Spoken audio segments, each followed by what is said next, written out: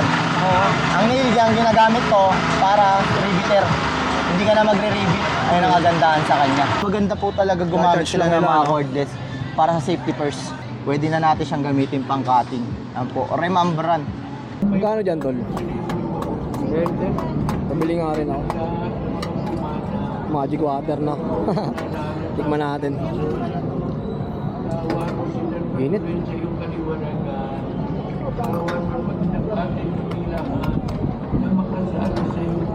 Sarap.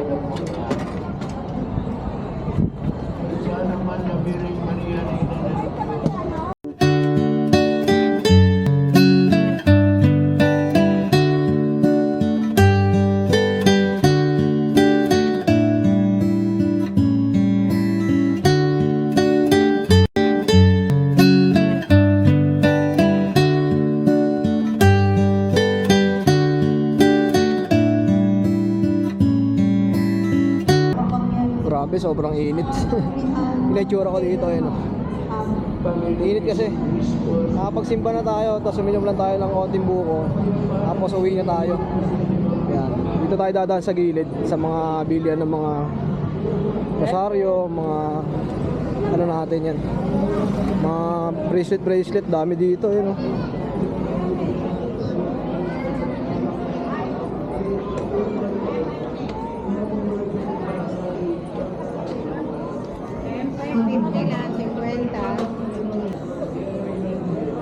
Daming tao mga tol kasi tuwing Biyernes tsaka Linggo may simba dito sa Quiapo. Ordero ng Diyos, nagalit ang kasalanan at sanlibutan, maawa ka sa amin. Ordero ng Diyos, na nagalit sa mga kasalanan at sanlibutan, ipagkaloob sa amin ang kapayapaan, magsilid mo ang lahat. Daming tao. Mas 12. Sobrang init. Dito tayo sa Quiapo. Tama, lahat na muna tayo. Kaya dito yung mga bilyon ng mga ano ayun, santo. Pakarami.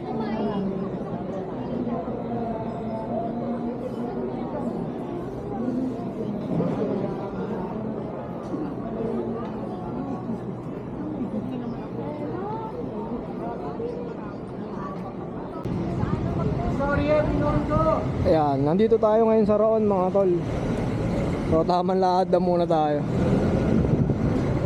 Tamang lakad sa initan. Ayan, dito marami kayong pwedeng mabili mga solar lights yan. Mga LED. Marami, iba't ibang klase. Oh, init.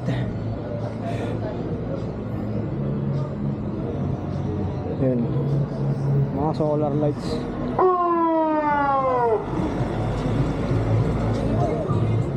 Mga panel.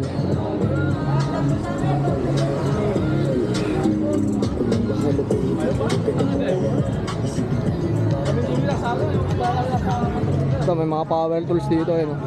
Tol, video ko lang ha, okay lang. Okay lang.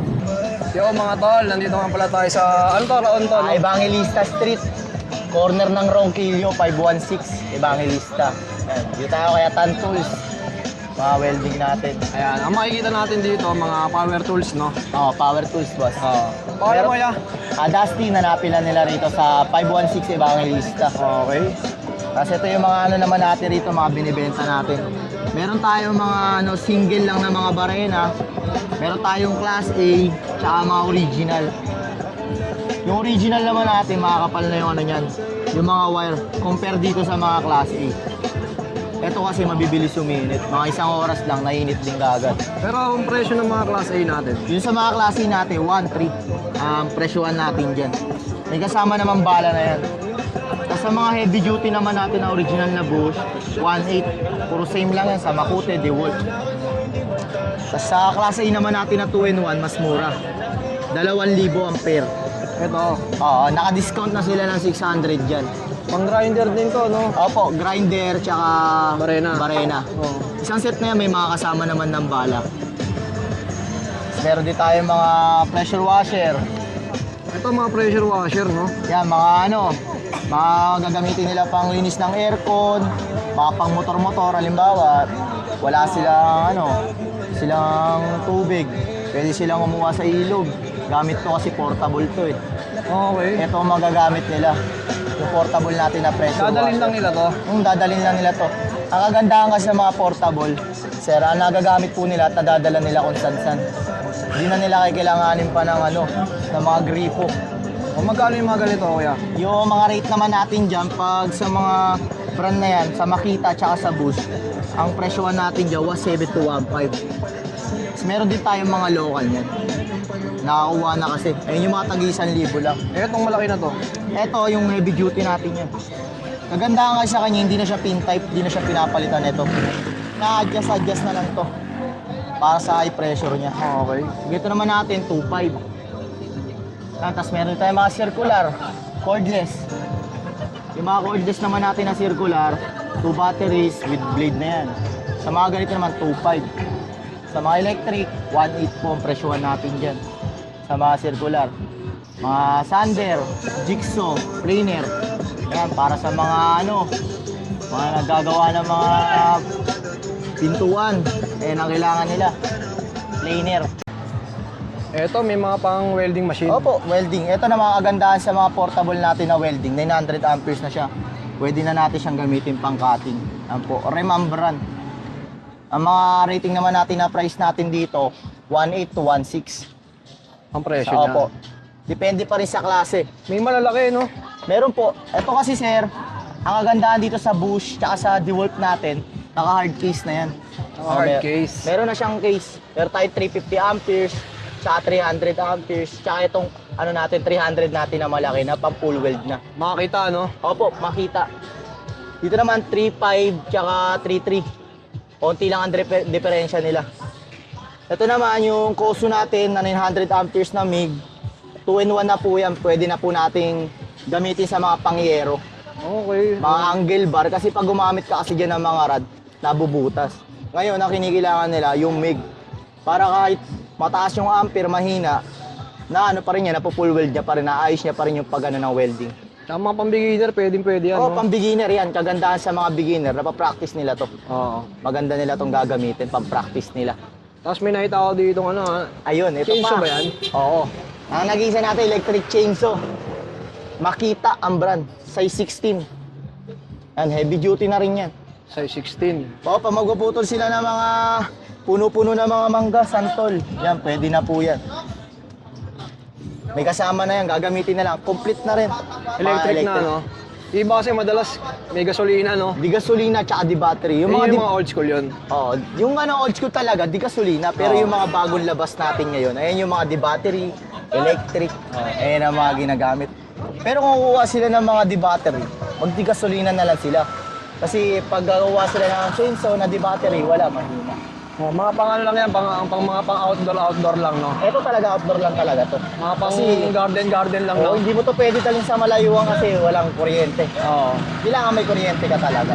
Tapos sa ganito, tol. Ito naman, Yan yung uso ngayon, di ba? nail gun. Oo. Ang nail gun, ginagamit ko para riveter. Hindi ka na magre-rivet. Ayun ang kagandahan sa kanya. Kasi yung bala po niyan, may pulbura ang bala. May pulbura. Opo, may pulbura na po ang bala niyan. Lagay mo lang siya, papasok mo lang manual, tapos papaputoy pa. Ito yung mga testing natin dyan, boss. Ayan, parang ganyan. Oo, tsaka yan, sa kalsada. Tapos sa mga batang nga po, batang 101. Ayun, si Kuya. Oh, shoutout sa'yo, ah.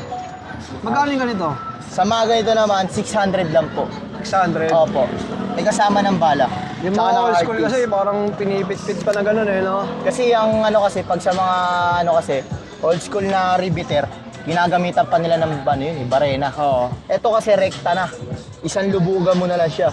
Kahit hindi na barinahin. Hindi mo na siya babarinahin. Ipipress mo na lang po siya ng malakas, tapos kusa na po puputok yun. Kasi yung bala po niyan, meron na pong pulbura. Ayun po. Yung pinakabala niya may pulbura, kaya hindi mo na need ng barena. Pagka naubos na yung bala, limbawa, saan pwede makabili? Sa hardware, meron din naman po tayo. Pag naman, per box, 200 pieces po ang laman nun. 500. Sa hardware kasi ang price niyan, 5 pesos to 4 pesos ang isang piraso. Isang piraso. Mahal talaga sa hardware nito. Pero sulit na, hindi ka na mahirapan, no? Oo, to sir, ang kagandahan dito, magandang gamitin yung mga nail gun sa mga nagkatrabaho ng pakyawan para mapabilis yung mga Mas mapabilis, trabaho no? nila. Meron din tayong mga sakit, yan. Ayan, mga sakit na set na, no? Yung mga sakit natin na 12 points na pwede nilang gamitin na pang motor sasakyan, etong need nila. Mactech US ang brand. Meron ng power handle, sliding handle, ratchet, tsaka pang extension. Pang spark plug, meron na rin po yan. Magkano to, boss? Sa ganito naman, ang price naman natin dito, kahit ano na to, 1.8 lang sa ganito. 1.8. Opo. 12 points na rin po yan. Pwede na po siya sa mga special tools. Ito naman, si Flyman, same lang niya. Meron na mga ratchet, sliding handle, power handle, dalawang extension. Hanggang 32 na rin to. Kaso mas mataas lang to, 2.5. 2.5 naman. Ang binayaran mo lang naman kay Flyman, yung pinaka-brand niya. Okay. Ayun Pero po yung halos binayaran. parehas lang sila, no? Opo, same lang po ng quality ng bakal. Nagkatalo lang sa brand. Meron naman tayo dito, pang motor-motor lang. Kung kailangan nila pang motor lang, hindi na nila need ng pang kotse. Yan, may power handle. May extension para sa 3.8 drive. Hanggang 24 na rin yan. Merong 22 pang gulong na mga motor. Kompleto na po. May Sa extension mga na. ganito yung DeWalt na ano? Yan. Yan pares, 2,000 lang. Pares-pares talaga ang bentahan niya. Opo, meron pag piraso, meron din naman 1.3 ang per piece. Okay, yan, DeWalt brand, no? Yan, mga class A lang po yan. Class A naman. Opo, class A. Sa mga ganito yung tools tol, magkano? Yan, sa mga combination naman natin, may dalawang klase tayo nito eh. Ito kasi Flyman, ang bentahan natin dito 1.8. Pero meron tayo niya na Yeti ang brand, na 8 hanggang 32. Ang bentahan naman natin do 1.3 lang. 1.3. Oo, Yeti ang brand. Ito, ang ganda rin ng mga ganito, no? Tapos meron din tayo mga cordless drill. Mga kailangan ng mga contraction worker para pag maggagawa sila ng kisame, hindi na po sila mahirapan. Kasi mahihirapan po sila pag de-wire. Tsaka delikado po. Mas maganda po talaga gumamit Charge sila lang ng nila, mga no? cordless para sa safety first. May extra battery ba yung mga ganyan? Meron po 2 batteries with hard case, tapos may mga kasamang bala na yun. Okay, Isang no? complete set na po siya. Kumbaga, ready to use na po ang gagawin nila dito. Pagkabili nila, gagamitin na lang, testing na lang po nila kung ano po yung quality ng item. Okay. Tapos meron na naman tayo. Tatlong klase to, no? Opo. Pare-pares na naman ang brand. Pero meron tayong mga iba-ibang brand naman yan. May Makita, may Bush, DeWalt. Ito naman para sa mga ano natin, mekaniko na manggagawa dyan. Kailangan ito, impact range. 500 Newton meter na, pwede nang gamitin sa mga Lakas, no? sasakyan. 2 batteries na rin yan, tapos may kasama ng 7 pieces na socket. Oo. Tapos naka-hard case na rin po yan. Ang bentahan naman natin dito, 2.5. 88 volts. Lithium na rin po yan. Tapos yung isa makita. Yan, yung isa naman, Makita. Makita ang isa natin. 2 batteries with hard case, 7 socket, charger. Lahat po yan, ready to use na lang po nila. Gagamitin na lang nila. Bossing, meron ka bang contact number sa mga interesado sa mga ganitong paninda nyo? Oo, kung nga, pag may mga ano po kayo, kailangan lang po kayo, punta lang po kayo dito sa Evangelista Street 516, corner lang po ng Ronquillo. Hanapin nyo lang po si Atan Tools o kaya kay Ate Sally Tools. Yan. Tsaka ikaw, no? Hanapin nyo lang ako si Dustin. Yan. Meron ka bang ano? Facebook, tol? Meron. Pakita natin.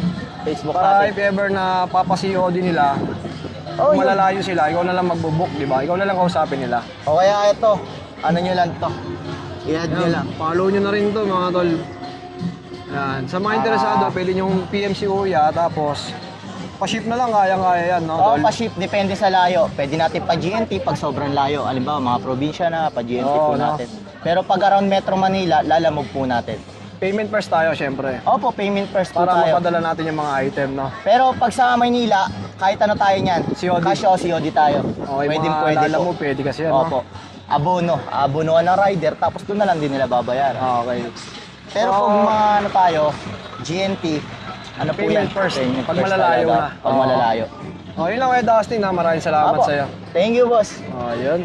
Oh, korekta lang kayo dito. Korekta lang kayo At dito. Kung di kayo mapunta, pwede nga kayo umorder online kay Kuya. Harap lang, Dragon DK. Oh, yun. Dragon DK. Yan, harap lang tayo niyan. Alright.